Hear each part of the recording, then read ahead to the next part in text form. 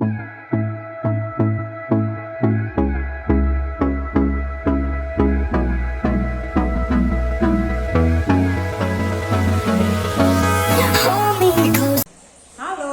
jumpa lagi di channel YouTube saya, yaitu Media Pembelajaran Matematika.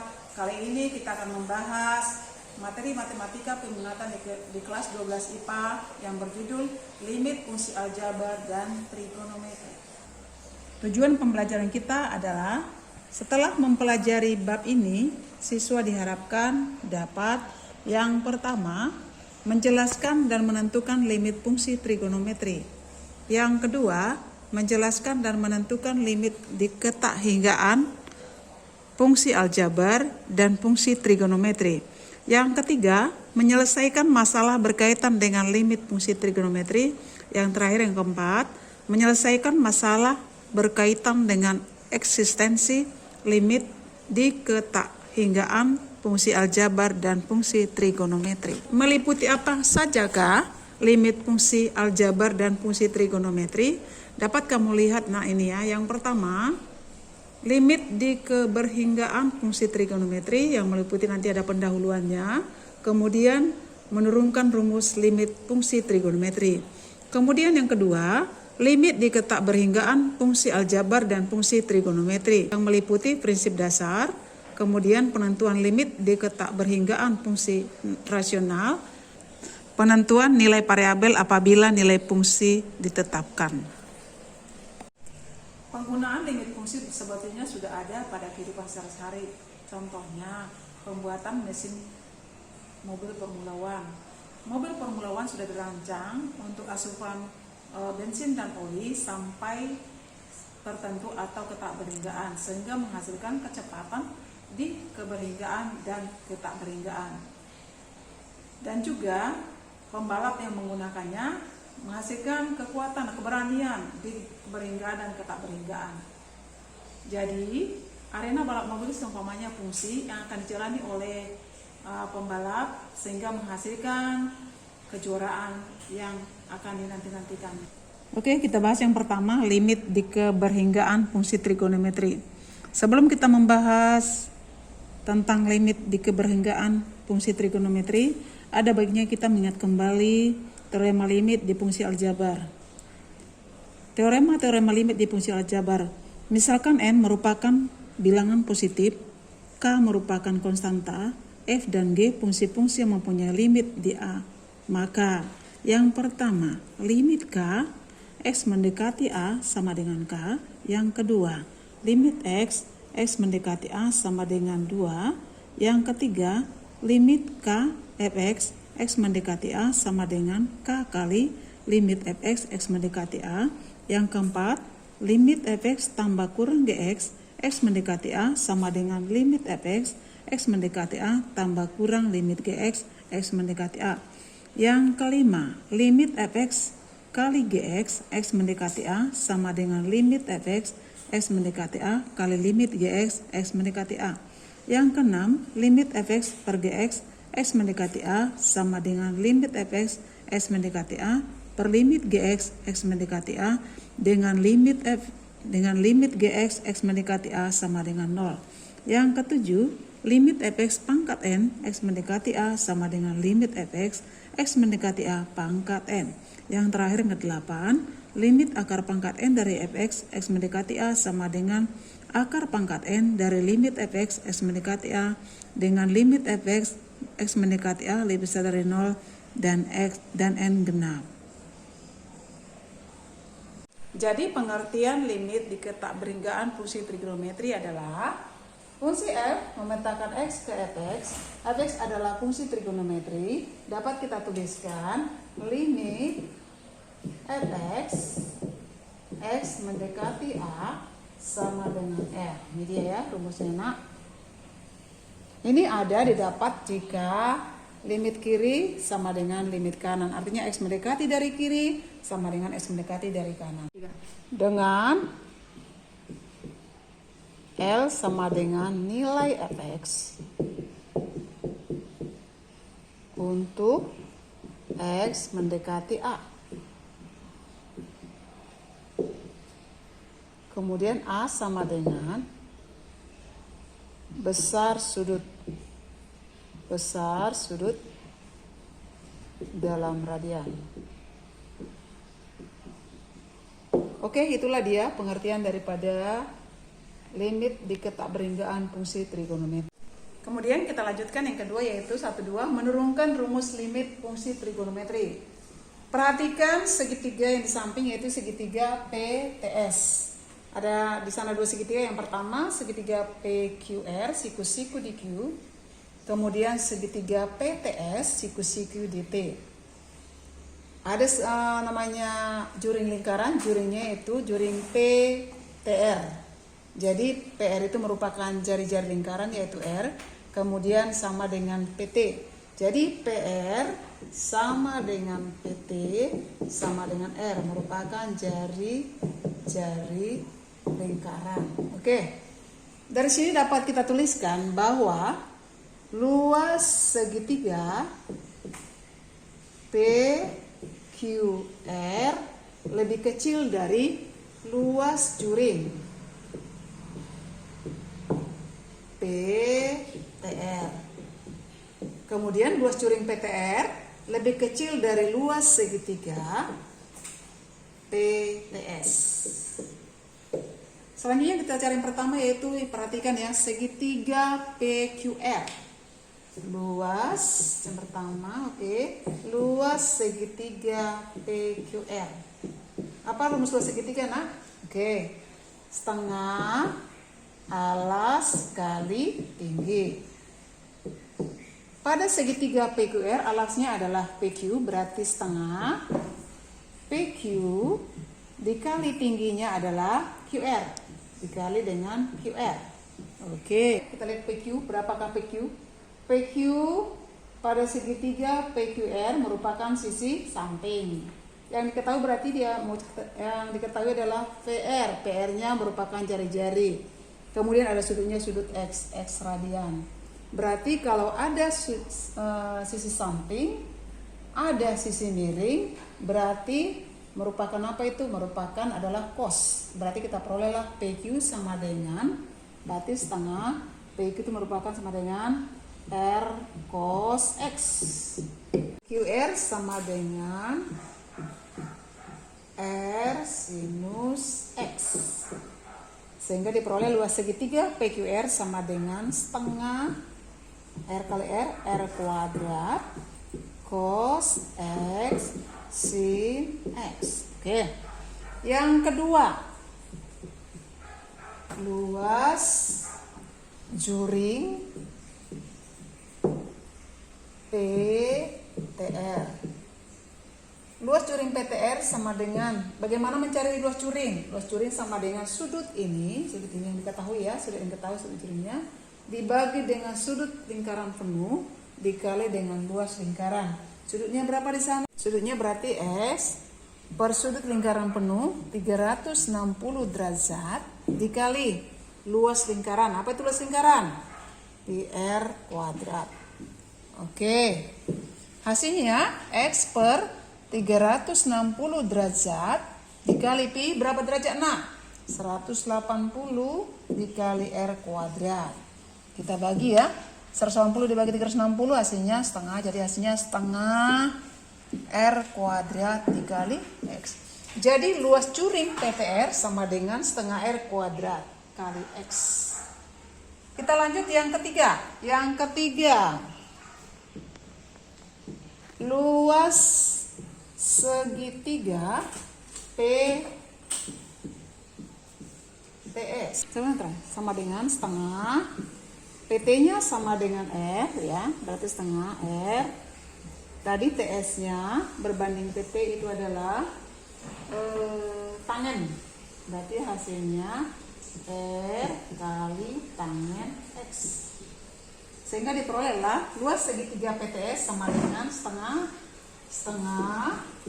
R kuadrat tangen X.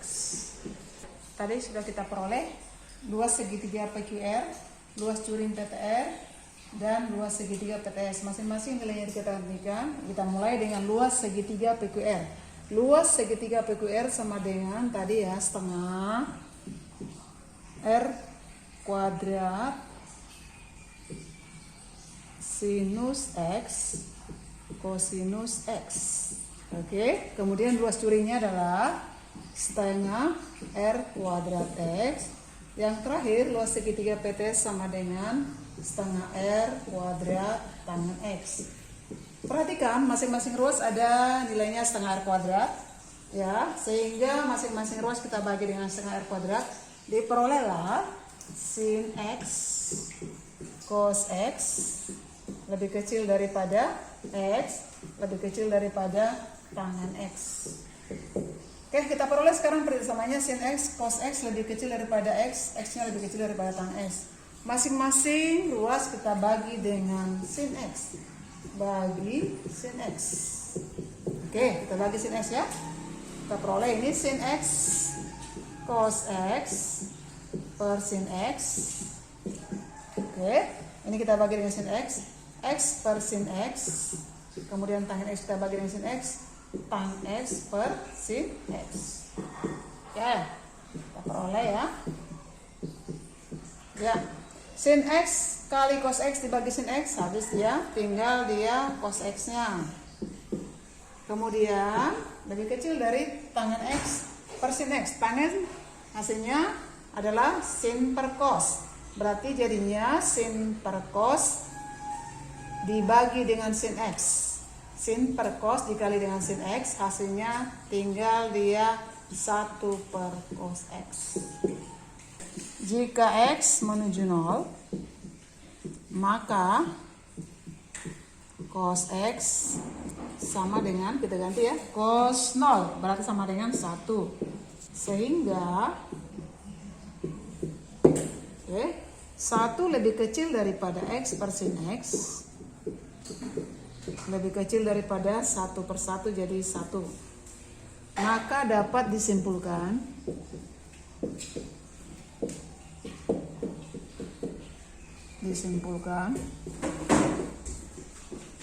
sama ya, simpulkan. Oke.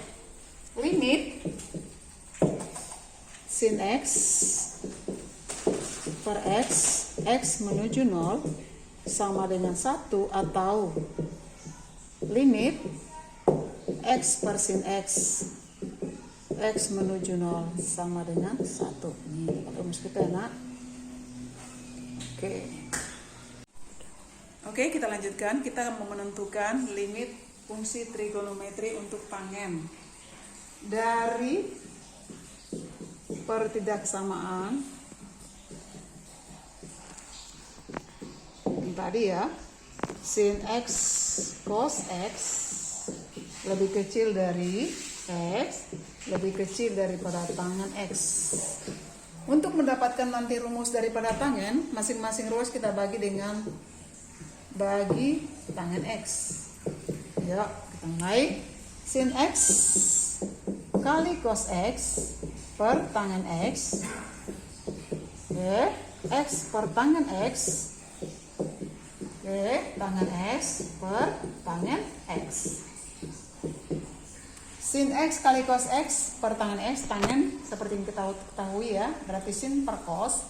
Jadi sin X kali cos X per sin dikali cos X. Jadi hasilnya kita buat di sini ya, sin X cos X per sin X per cos X lebih kecil daripada X per tangen X lebih kecil daripada 1. Ini kita rubah menjadi perkalian, bentuknya menjadi sin X kali cos X per sin X dikali cos X. Sehingga diperoleh cos kuadrat X lebih kecil daripada X per tangen X lebih kecil daripada 1. Ya, jika X menuju 0, maka cos X-nya berarti cos 0 sama dengan 1. Sehingga cos daripada 1 berarti cos daripada 0 berarti 1 lebih kecil daripada X per tangen X lebih kecil daripada 1. Maka sekarang muncul lagi rumus yang kedua untuk tangen. Limit tangen X per X, X menuju 0 sama dengan 1 atau limit X per tangen X, X menuju 0 sama dengan 1. Jadi udah muncul rumus yang pertama tadi untuk sinus, yang kedua untuk tangen. Jadi yang bisa dikerjakan limit fungsi trigonometri harus berbentuk sinus dan tangen. Kalau dia berbentuk bukan sinus dan tangen, kita ubah nanti bentuk kosinus menjadi sinus dan tangen. Berdasarkan uraian tadi secara umum, rumus-rumus limit fungsi trigonometri dapat kita tuliskan sebagai berikut. 1. Limit sinus mx per nx, x menuju 0 sama dengan m per n. 2. Limit nx per sinus mx, x menuju 0 sama dengan n per n. 3. Limit nx per tangen mx, x menuju 0 sama dengan n per n. 4. Limit tangen mx per nx, x menuju 0 sama dengan m per n. Yang kelima, limit sinus mx per sinus nx, x menuju 0 sama dengan m per n. 6. Limit tangen mx per tangen nx, x menuju 0 sama dengan m per n. 7. Limit sinus mx per tangen nx, x menuju 0 sama dengan m per n. Yang terakhir, limit tangen mx per sinus nx, x menuju 0 sama dengan m per n. Jadi kalau kita nanti mau mengerjakan soal-soal yang berhubungan dengan rumus-rumus limit fungsi trigonometri, kalau memang soalnya sudah berbentuk dari rumus 1 sampai 8, kita tinggal membuat hasilnya.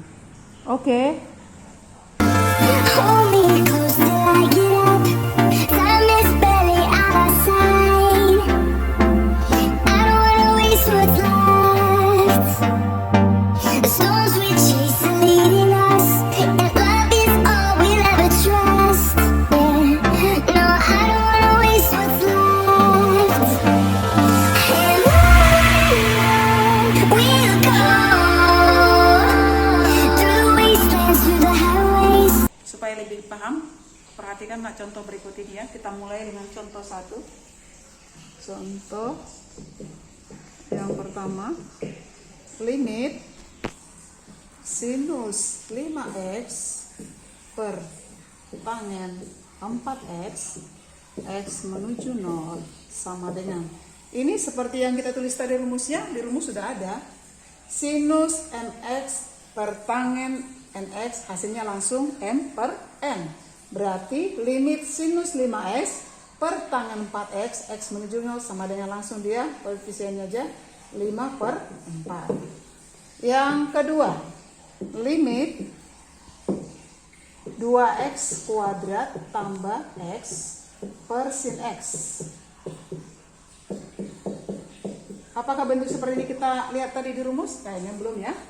Oke, kalau kita lihat soalnya berarti pembilangnya bisa keluarkan x-nya, jadinya limit x-nya keluar, tambah keluar, tinggal dia 2x kuadrat diambil x-nya, tinggal dia 2x. Kemudian x diambil x-nya ya, dari x diambil x, tinggal dia tambah 1 per sinus x. Kalau sudah seperti ini kita pisahkan limitnya ya, berarti kita pisahkan limit x per sinus x, x menuju 0 kali limit 2x tambah 1, x menuju 0. Oke, sesuai dengan rumus berarti nilainya berapa? 1 kali limit 2x tambah 1, x menuju 0. Kita masukkan, substitusikan x yang sama dengan 0, berarti 2 kali 0 tambah 1. 2 kali 0, 0 tambah 1 hasilnya 1. Jadi diperolehlah limit 2x kuadrat tambah x per sin x, x menuju 0 sama dengan 1. Nomor 3, limit x kuadrat kurang 1 per x kuadrat kurang 1 sin 6x per x pangkat 3 tambah 3x kuadrat tambah 2x, x menuju 0. Kalau kita gantikan, substitusi x yang sama dengan 0, kita peroleh ya. 0 kuadrat berarti dia hasilnya minus 1 dikali sinus 6 kali 0, sin 0 hasilnya 0, jadi 0. Oke, di sini 0 pangkat 3 hasilnya 0 per 0, jadi tidak ada nilai. Sehingga sekarang kita ubah limitnya. X kuadrat kurang 1 kita faktorkan, diperolehlah limit. Faktorkan ya, faktornya X tambah 1 kali X kurang 1 sin 6X per ini sama-sama ada X ya, kita keluarkan di X nya, mendekati 0 tadi ya, keluarkan X nya, X kali tinggal dia X pangkat 2 tambah keluarkan X nya dari 3X kuadrat, tinggal dia 3X, kemudian kan keluar X nya dari 2X, tinggal tambah 2. Oke, sampai sini. Kemudian yang ini kita buat tetap ya, yang penyebutnya kita faktorkan, masih bisa difaktorkan. Kita lanjut, X tambah 1 kali X kurang 1 dikali sinus 6X per X, letak X menuju 0, X, oke, faktor dari X kuadrat tambah 3X tambah 2, kita faktorkan ya, hasil kalinya 2 kali jumlahkan 3 berarti dia 2 dan 1, diperoleh faktornya X tambah 2 kali X tambah 1. Ada faktor yang sama? Oke, ada, berarti ada faktor yang sama, aman, langsung kita lanjut. Nih, habis dengan ini tinggal limit X kurang 1 sin 6X per X kali X tambah 2, X mendekati 0.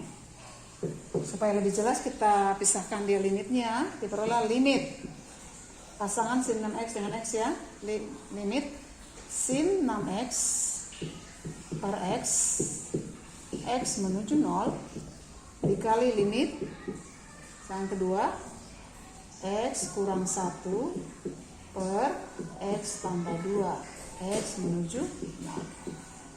Oke, sesuai dengan rumus berarti hasilnya ini berapa? 6 per 1, dia 6. Oke, limit X kurang 1 per X tambah 2, X menuju 0, kita masukkan X sama dengan 0 atau kita ganti X sama dengan 0. Kemudian diperolehlah dia ini 0 kurang 1 per 0 tambah 2 sama dengan 6 kali 0 kurang 1 minus 1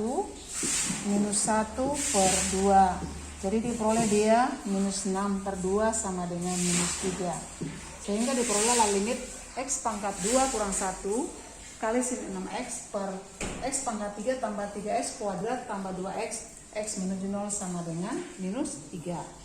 Oke, kita lanjut sekarang contoh 4, kita lanjutkan ya. Limit sinus 4X tambah sinus 2X per 3X cos X.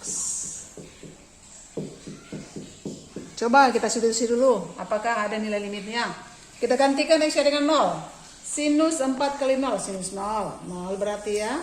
Tambah sinus 2 kali 0, sinus 0. 0 tambah 0, 0. 3 kali 0, hasilnya 0, 0 per 0 berarti tidak ada limit. Kita rubah sekarang. Masing-masing kita pisahkan penyebutnya ya. Sama dengan limit, pisahkan penyebutnya.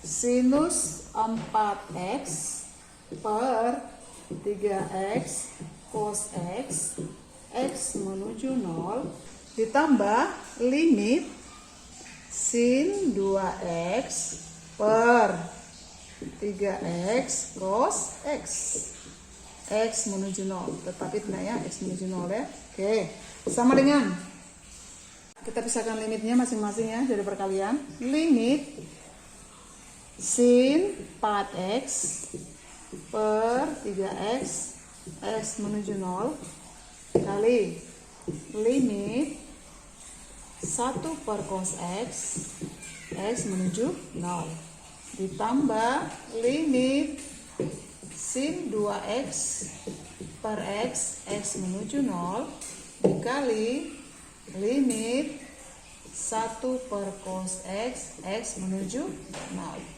Oke, sama dengan ini sesuai dengan rumus kita, hasilnya langsung berapa? 4 per 3.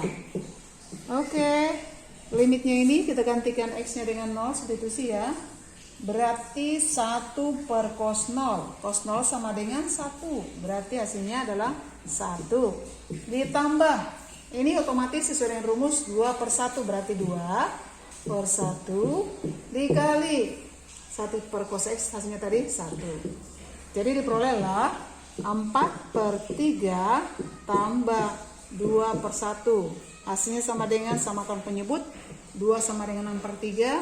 Jadi hasilnya sama dengan 10 per 3. Jadi diperolehlah limit dari sin 4x tambah sin 2x per 3x cos x, x menuju 0 sama dengan 10 per 3. Sebetulnya nak, kalau misalnya kalian sudah terbiasa, nggak perlu lagi dipisah-pisahkan limitnya, langsung pakai cara kreatif siswa boleh. Ini ibu terangkan karena masih pemula ya. Nanti semoga dengan contoh soal ini kamu lebih paham lagi dengan latihan di rumah, sehingga kamu lebih bisa memahami dan nanti tercapai tujuan pembelajaran kita. Oke, demikian video pembelajaran kita hari ini dengan judul Limit Fungsi Trigonometri. Semoga siapa yang mendengarkan dan menyimak video ini bermanfaat baginya. Jangan lupa like dan subscribe ya. Dadah!